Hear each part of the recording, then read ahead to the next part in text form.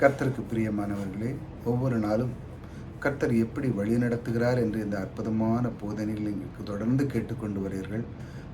இந்த இந்த தேவனை நீங்கள் அறிய அறிய கர்த்தர் எப்படி என்னை வழிநடத்துகிறார், அவருடைய வார்த்தை கொண்டு என்னை என்னெல்லாம் செய்கிறார், அவர் என் மூலமாக எனக்கு கற்றுக் கொடுத்து அவர் வழிநடத்துகிற விதத்தை நான் அறிந்து கொள்ள இது ஒரு தருணமாக எனக்கு தந்ததற்காக உமக்கு நன்றி என்று சொல்லி தேவனுடைய வார்த்தையை நீங்கள் கேட்டுக்கொண்டிருக்க அதற்காக நன்றி.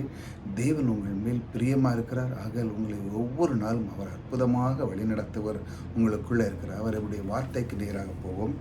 பாருங்க, கர்த்தரோ எனக்கு துணையாய் நின்று என்னாலே பிரசங்கம் நிறைவேறுவதற்கான புறஜாதிகள் எல்லோருக்கும் கேட்கிறதற்காகவும் என்னை பலப்படுத்தினார்.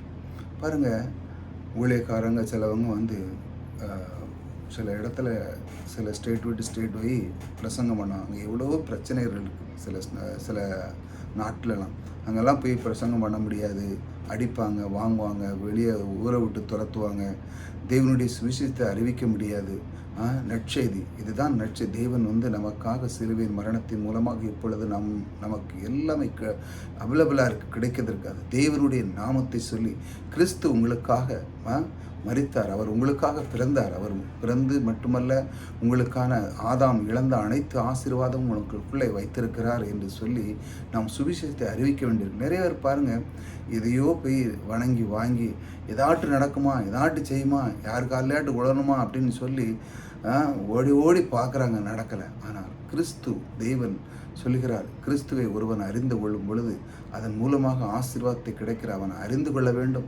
கிறிஸ்து உனக்காகத்தான் தாடா சிலுவையின் மரணம் முடிஞ்சுன்னு சொல்லி அந்த சுவிசேஷத்தை நிறைய பேர் இன்னைக்கு கேட்க முடியல. வேறு எங்கேயோ போகிறாங்க. சுவிசேஷத்தை சொல்ல பரப்ப ஆரம்பிக்கினாலும் சொன்னாலும் அவங்களுக்குள்ள ஒரு கோபம் இருக்குது. மற்றவங்களுக்கு கேட்குறவங்களுக்கு, புறஜாதிகாரங்களுக்கு அதெல்லாம் கேட்க முடியாத அளவுக்கு அவங்க மற்றவர்கள் துன்புறுத்துகிறாங்க. ஆனாலும் தேவன் பாருங்கள் அவர்களை எப்படி வழி நடத்துகிறார் பாருங்கள். பிரசங்கம் நிறைவேறுவதற்காகவும் புறஜாதிகள் எல்லோரும் கேட்கதற்காகவும் என்னை பலப்படுத்தினீர்.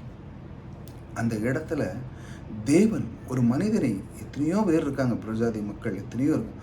ஆனால் ஒரு மனிதனை நம்ம சுவிசேஷம் சொல்கிறோம். ஆனால் தேவனுக்குள்ளே வரணும்னா தேவன்தான் அதை கொண்டு வர முடியும். நாம் சுவிசேஷத்தை அறிவிக்கிறோம், ஆனால் அவனுக்குள்ள ஒரு வாஞ்சை இருக்கு. இதுதான் என் தேவன், மெய்யான தேவன். அவர் எனக்காக சிலுவையின் மரணத்தை ஏற்படுத்தினார். அவர் உண்டாக்கப்பட்டது. ஆகையால் அந்த மரணம் மூலமாக நான் ரட்சிக்கப்பட்டேன். அதன் மூலமாக நான் ஆசீர்வாதத்தை பெறுவதற்கு எனக்கு ஒரு பலனை கிடைத்தது.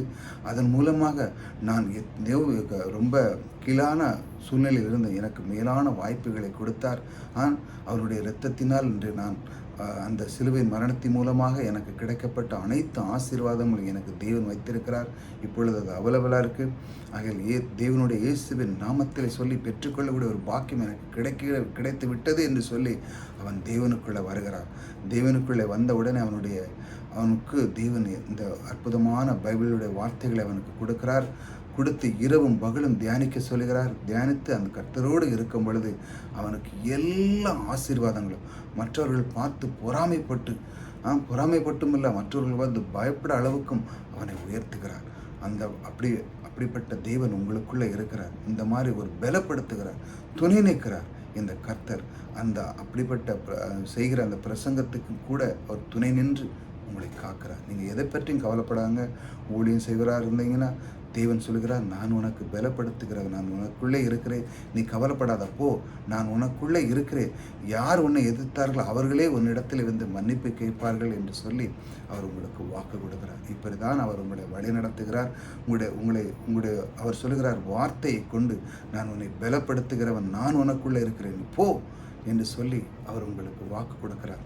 அவர் துணை நிற்கிறார். யாரெல்லாம் எதிர்த்தார்களோ அவர்களெல்லாம் கூனி குறுகி உங்கள் முன் அவர்கள் மன்னிப்பு கேட்பார்கள் என்று சொல்லி அவர் உங்களுக்கு வாக்கு கொடுக்கிறார். கவலைப்படாதீங்க, கர்த்தர் இந்த அற்புத தேவன் உங்களை அற்புதமாக வழி நடத்துவார். அதைத்தான் கர்த்தர் எப்படி வழி நடத்துகிறார் என்றால், அவர் இந்த வார்த்தை உங்கள் இதயத்தில் விதைக்கிறார்.